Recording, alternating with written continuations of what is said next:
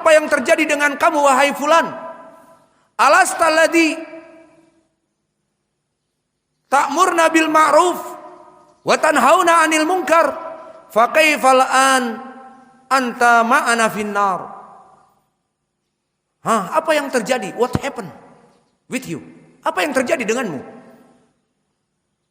Kamu dulu di podium-podium bagaikan singa-singa yang mengajak manusia kepada kebaikan dan mencegah dari kemungkaran, dan kami di sini masuk api neraka karena tidak mengikuti perintah dan anjuran kamu.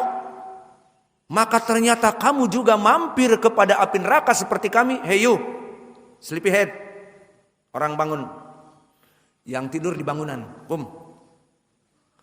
anta, kamu yang tidur berdiri. Maka di sini disebutkan bahwa kamu dulu mengajak kami kepada kebaikan dan kami enggan, maka kami di neraka. Ternyata yang menyuruh kepada kami kepada kebaikan di api neraka juga, dan lebih dahsyat adabnya dari kami. Maka dikatakan oleh orang ini yang mengakui apa yang terjadi dulu dari kamuflase sebagai seorang dai, "Naam, amurukum bil ma'ruf wala atih wa anhaakum 'anil munkar wa atih." Tentu aku dulu mengajak kepada kalian agar melaksanakan kebaikan, dan aku di garda yang paling akhir. Tidak pernah aku melaksanakan kebaikan tersebut. Biar orang-orang yang melaksanakan kebaikan dan aku berleha-leha di belakang tidak melaksanakan kebaikan. Wa ana anhaakum anisyarr, dan aku melarang kalian dari kemaksiatan, kebid'ahan. Dan aku di garda terdepan melaksanakan maulid Nabi, melaksanakan kebid'ahan, melaksanakan tahlilan, fulus katsir, atau melaksanakan kemaksiatan dari syahwatku. Itulah profil aku. Di dunia menjadi public figure, dai kondang, dai sejuta umat, populer. Namun hakikatnya itulah keadaanku. Dan kamu persaksikan sekarang kalian bahwa aku di sini di api neraka. Inilah hakikatku. Tidak ada konsekuensi antara ilmu dengan amal. Maka akhirnya terjerembab dengan qalqalah dan terpuruk dengan hams. Maka orang ini masuk kepada api neraka. Inilah permisalan-permisalan yang ada disebutkan di dalam Al-Quran dan hadis, dan masih banyak. Seperti hadis-hadis yang dikeluarkan oleh Imam Al-Khatib Al-Baghdadi di dalam kitab khusus Iqtida bainal ilm wal amal. Keselarasan, konsekuensi antara ilmu dan amal, disebutkan dari hadis Abi Umamah, Ibnu Abbas dan yang lainnya yang bisa naik kepada sahih li ghairi. Al-alim alladhi yudhi'u lin-nas wa lam ya'mal bihi kamathalis siraj yudhi'u lin-nas wa yuhrik nafsah. Permisalan yang sangat mengerikan bahwa dai penuntut ilmu yang mengajari manusia kepada cahaya, maka dai kondang ini mengajak manusia kepada kebaikan dan mencegah dari kemungkaran, baik menyebabkan manusia mengetahui jalan yang hak dari yang batil, mengetahui mana yang sunnah dari bid'ah, dari kuar-kuarnya ini. Maka dia yudhi'u linnas, dia bagaikan pelita bagi manusia. Namun sayang, yuhrik nafsahu, di mana dia bagaikan pelita lilin.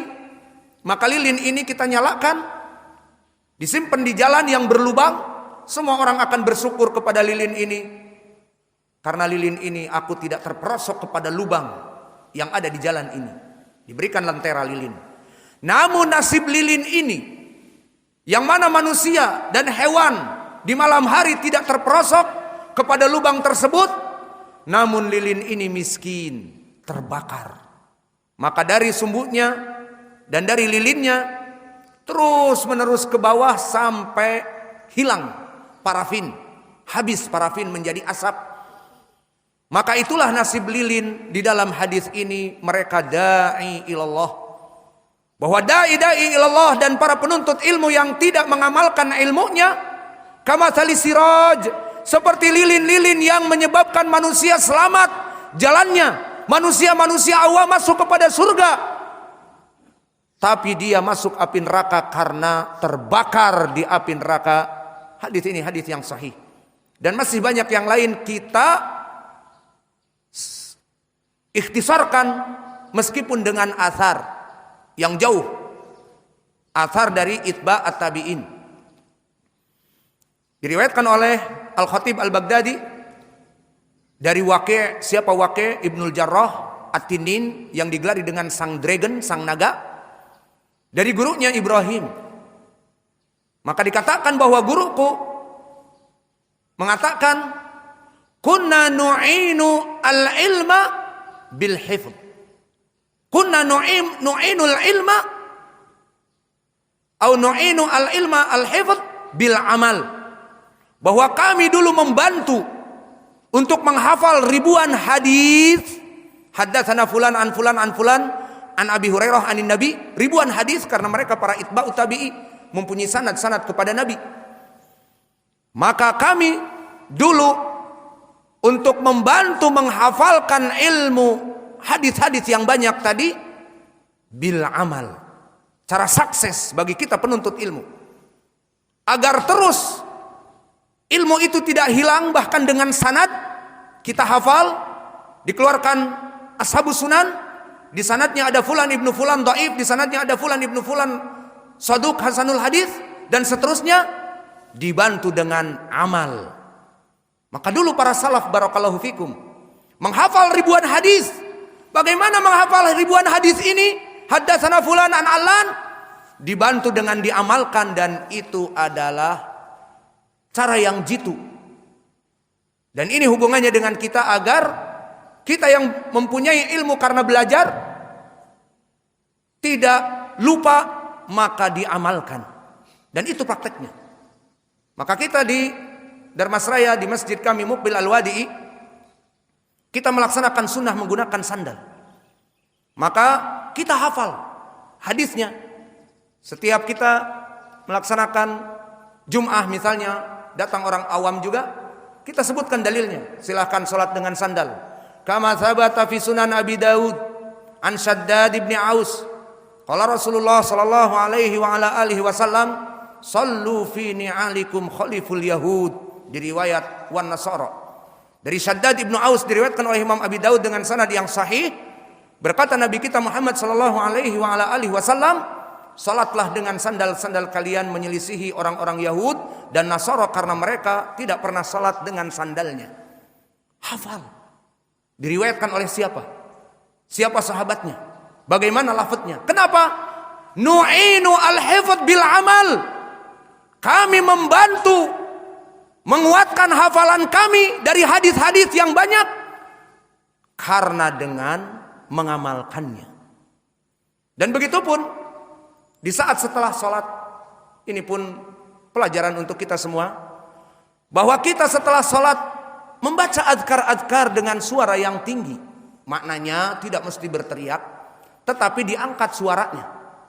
Maka untuk menyelisihi masjid awam, tidaklah masjid sunnah itu, di mana masjid awam mereka membaca zikir-zikir dengan kur, bersamaan antara imam dengan makmum yang mengganggu orang sholat dan panjang dan lama, dan dibantu dengan doa dan tahlil, la ilaha illallah, la ilaha illallah, semua berisik dan sebagainya.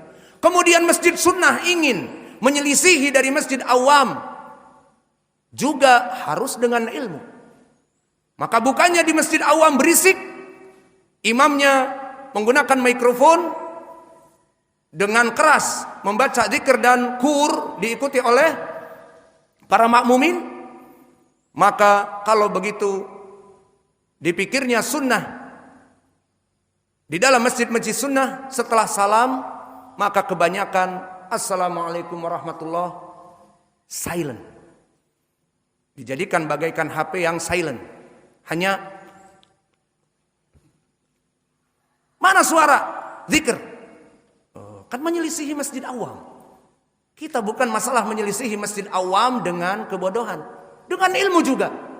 Emang bagaimana? Ada di dalam hadis bahwa kita melaksanakan zikir-zikir itu dengan suara yang tinggi.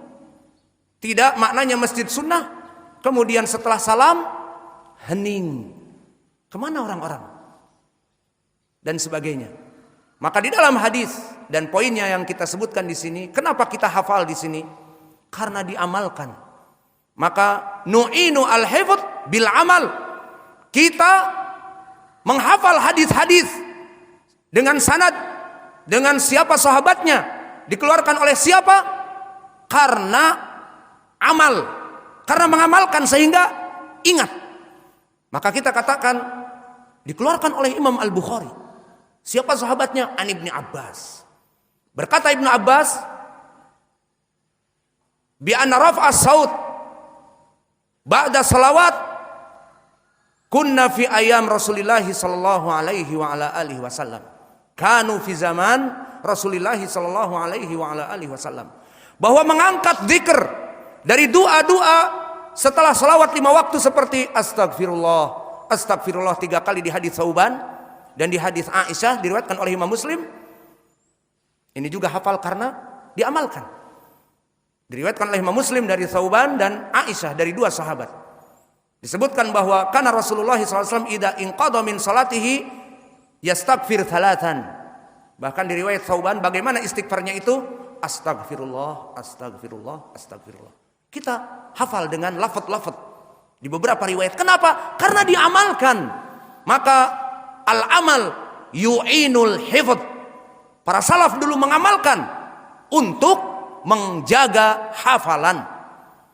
Maka di sini di dalam hadis Ibnu Abbas disebutkan bahwa mengangkat suara dalam zikir itu ada di zaman Nabi, kata Ibnu Abbas. Maka di dalam hadis yang lain, di riwayat yang lain, kita hafal juga dengan riwayat yang lain karena diamalkan. Berkata Ibnu Abbas, kunna la na'lam, kunna la na'rifu inqida'a salati Rasulillah sallallahu alaihi wasallam illa bitakbirat. Kami tidak mengetahui dulu bagaimana selesainya Nabi dari salam assalamualaikum tidak terdengar karena tidak ada mikrofon dan Masjid Madinah sudah mulai banyak orang-orang datang kepadanya. Maka Nabi tidak terdengar inqidha as-salah, salamnya itu illa bitakbirat, dan kalimat takbirat jamak, kecuali dengan takbir-takbir yang tinggi, kata Ibnu Abbas. Maka para sahabat dan Nabi Allahu Akbar, Allahu Akbar, Allahu Akbar di mana-mana, tidak kur, bergaung, semua orang bertakbir. Maka ini menjadi pendalilan bahwa masjid sunnah tidaklah dia itu kemudian harus silent, harus diam, hening, hudu setelah salawat, tapi zikir-zikirnya diangkat, takbirat dan juga tasbih, tahmid.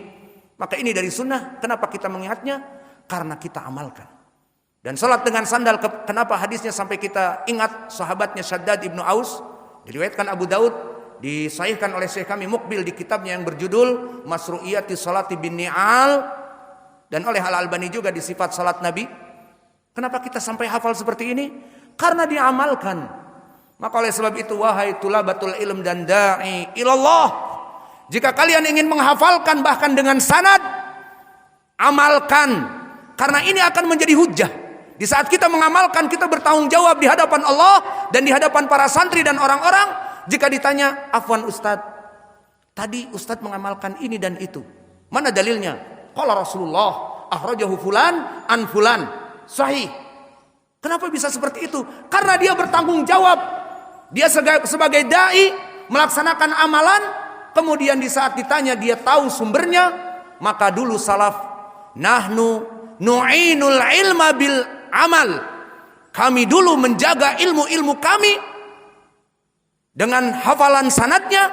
Man sahabiyuh wa man akhrajah, siapa sahabatnya, dikeluarkan oleh siapa, bil amal, dengan amal. Wa naktafi ila huna wa jazakumullahu khaira wa barakallahu fi ilmikum. Inilah yang bisa kita berikan. Maka kita hanya belajar 10 menit setelah 1 jam. Wa naktafi ila huna wa barakallahu fikum. Silahkan duduk. La ta'ud